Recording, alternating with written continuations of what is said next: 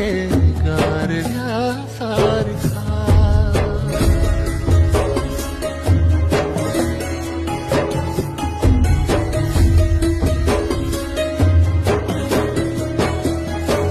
जाळताना मला देह ठेवासा,